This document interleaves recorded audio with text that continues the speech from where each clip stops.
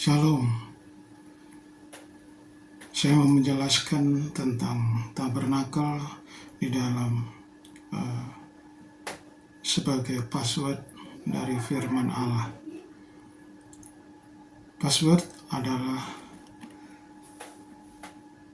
keseharian kita sekarang ini, begitu pentingnya sehingga setiap orang harus mempunyai password.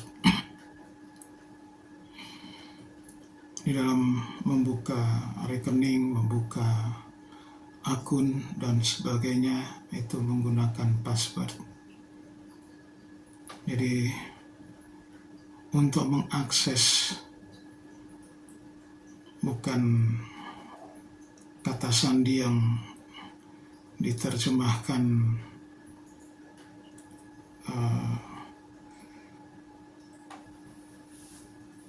seperti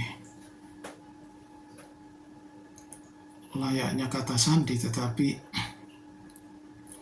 di sini adalah password itu untuk mengakses seluruh firman Allah yang ada di dalam Alkitab, dari kitab Kejadian sampai kitab Wahyu, 66 buku. Sedangkan tabernakel adalah bait Allah atau rumah Allah, produk surga yang dilihat oleh Musa. Namun tabernakel itu harus diketahui bahwa sejak dari zaman Habel sudah diturunkan oleh Tuhan. Kejadian pasal 4 ayat 4. Habel juga mempersembahkan korban persembahan dari anak sulung kambing dombanya, yakni lemak-lemaknya, maka Tuhan mengindahkan Habel dan korban persembahannya itu. Jadi persembahan Habel itu ditandai dengan penyembelihan domba, berarti ada daging, ada darah. Jadi tanda darah itu merupakan salah satu dari tabernakel. Nanti pada zaman Musa itu lebih lagi. Begitu pula waktu Nuh membangun Bahtera juga mengikuti apa yang dikehendaki oleh Tuhan. Berikut Abraham, Ishak, dan Yakub. Juga persembahannya ditandai dengan darah atau daging. Jadi darah dan daging.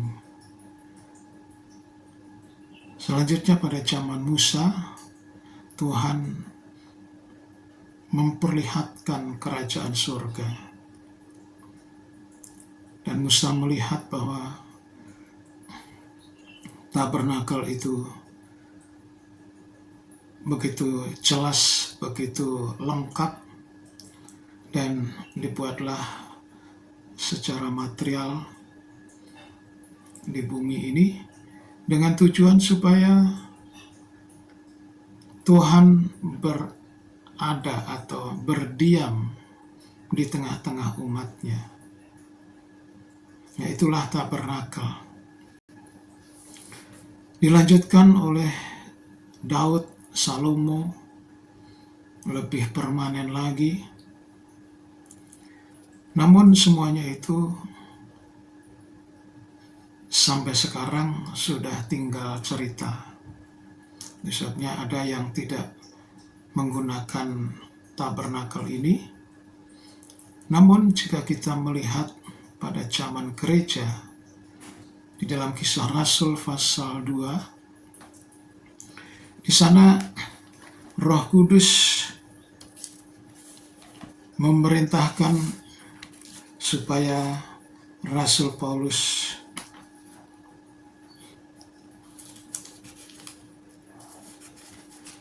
Rasul Petrus berdiri di tengah umat, yaitu dengan menyampaikan firman Allah, bahwa umat yang berkumpul waktu itu mendengar khotbah dari Petrus tentang Roh Kudus, dan selanjutnya dia menjelaskan dari ayat 36 sampai 47. Ayat 36, jadi seluruh kaum Israel harus tahu dengan pasti bahwa Allah telah membuat Yesus yang kamu salibkan itu menjadi Tuhan dan Kristus. Lalu respons dari umat yang berkumpul,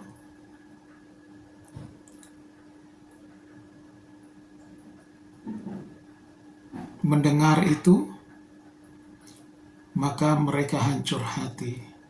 Lalu mereka bertanya kepada Petrus dan rasul-rasul yang lain, apakah yang harus kami perbuat, saudara-saudara? Ini berarti mereka sudah memasuki pintu gerbang dengan membuka hati terhadap firman Allah, sehingga Petrus menjawab, bertobatlah. Lalu dibaptis dengan air atau lahir baru. Jadi pertobatan, lahir baru, maka kamu akan menerima karunia Roh Kudus. Itulah rangkaian dari pintu gerbang sampai masuk pintu kemah. Lalu mereka bertekun di dalam pengajaran rasul-rasul, pemecahan roti, persekutuan, dan doa. Berikutnya ayat 43, mereka dengan sehati, dengan sukacita. Suasana waktu itu sangat membuat mereka tidak bisa membatasi atau mereka dikungkung oleh strata sosial, sehingga satu orang berkorban, terus berikutnya, dan mereka bertekun satu hati untuk berdoa di dalam bait Allah, bahkan di dalam rumah-rumah. Jadi disinilah rangkaian tabernakel dalam bentuk yang rohani itu sudah diperintahkan oleh Roh Kudus lewat rasul-rasul. Lalu untuk ruangan maha sucinya, maka kitab Wahyu di sana. Jadi lengkap bahwa tabernakel rohani adalah mengikuti alur dari tabernakel Musa. Berarti itu juga produk surga. Dan Rasul Petrus mendapat perintah dari Roh Kudus. Nah, inilah yang saya sebutkan, bahwa tabernakel adalah untuk mengakses, adalah password dari firman Allah. Amin.